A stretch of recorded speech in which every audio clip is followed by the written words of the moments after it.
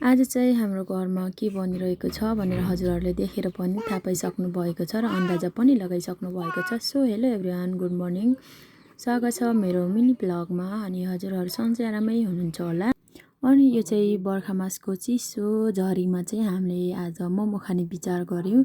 त्यसैले हामीले चाहिँ घरमै आज मोमो बनाउँदैछौँ। अनि मैले चाहिँ कुखुराको मासुहरू ल्याएर काटीकुटी गरेर किमा बनाउँदैछु। अनि हजुरहरूले चाहिँ कसरी खाइरहनु भएको छ। अनि मैले चाहिँ हाम्रो चाहिँ मोमो खान मन लागेपछि घरमै बनाएर खाने गर्छौँ सधैँ। अनि धेरै पनि खान पाइने, अनि त्यसमा चाहिँ मिठो आफूले जस्तो चाह्यो त्यस्तै पनि बनाउन अब पाइने। त्यही भएर चाहिँ हामीले सधैँ अब मोमो खान चाहेपछि चाहिँ हामीले घरमै बनाएर जति नै खाएरै हुन्छ होइन। अनि त्यही भएर चाहिँ हामीले घरमै बनाउने गर्छौँ। अनि मैले चाहिँ यता किमाहरू सब काटकुट गर्दैछु। अनि त्यसपछि उता चाहिँ मेरो भाइहरूले चाहिँ अनि पिठोहरू मुस्ने अनि प्याजहरू काट्ने गरिसकेँ। अनि यता मैले कराई बसालेर चाहिँ अनि प्याजहरू फुराइरहेको छु। अनि त्यसपछि अनि प्याजहरू फुराइसकेपछि मैले मासुको किमाहरू पनि राखेर पकाइरहेको छु। अनि त्यसैमा मैले चाहिँ सोयाबिनको पनि किमा बनाएको थिएँ। अनि सोयाबिन पनि मिसाएको छु। सोयाबिन पनि अब मिठो लाग्छ नि त, अनि धेरै पनि हुन्छ मोमो। अनि त्यसपछि अब अलिअलि मिठो पनि हुन्छ। सोयाबिन अब हजुरहरूले मिसाउनुहुन्न भने नमिसाए पनि हुन्छ। अनि स्वादअनुसारको नुनहरू, अनि त्यसपछि गोल्डी मसला, अनि त्यसपछि चाहिँ मोमो मसला अजिना मिक्स गरेर चाहिँ मैले किमाहरू फर्लाङ फुर्लुङ चलाएर चाहिँ किमा पकाएर मिठो बनाइसकेँ। यता चाहिँ भाइले अनि पिठो मुसिरहेको छ, अनि बहिनीले चाहिँ डल्लाहरू पारिसकेको छन्।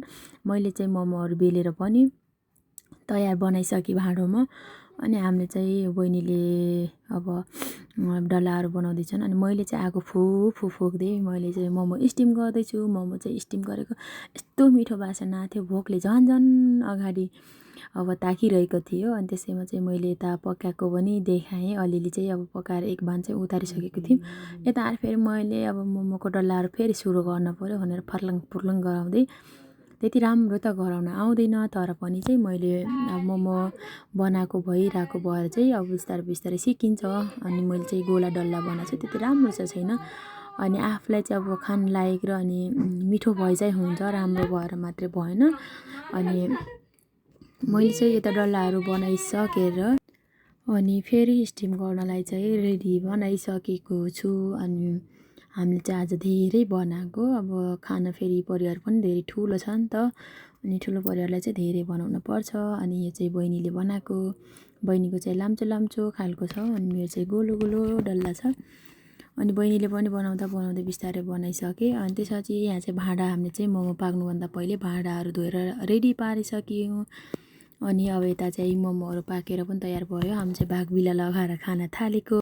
हजुरहरूले हेरेर चित्त बुझाउन सक्नुहुन्छ। हजुरहरूलाई मेरो भिडियो मन पर्यो भने अनि हजुरहरूले चाहिँ माया गरेर साथ सपोर्ट दिन सक्नुहुन्छ। अनि अर्को भिडियोमा फेरि भेटौँला। बाई बाई साथीहरू।